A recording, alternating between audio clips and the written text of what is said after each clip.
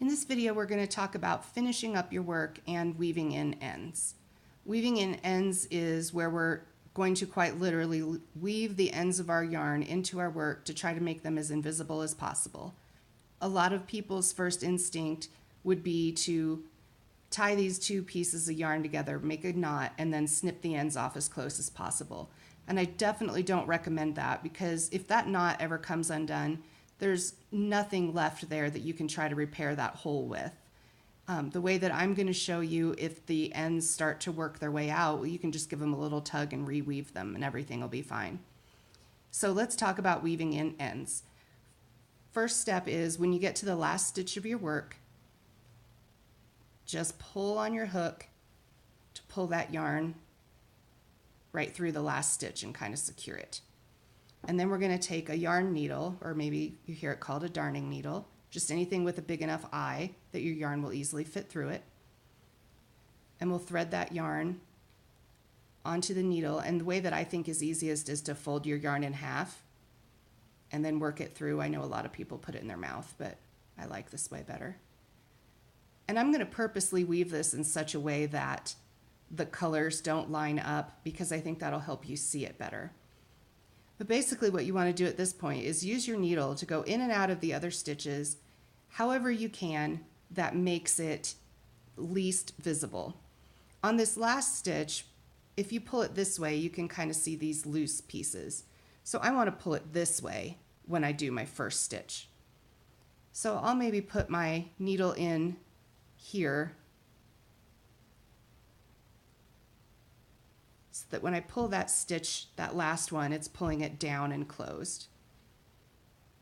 And then I would just go back and forth through some of these edge stitches.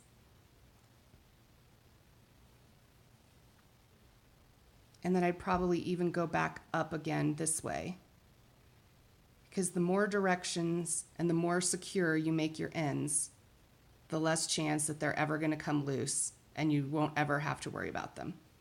But again, if they ever do come loose, they're just going to start coming loose a little bit at a time, and you can just get in there and give them a good tug. If you're weaving in ends in the middle of a row, I mentioned this on the changing colors video where this little swatch came from.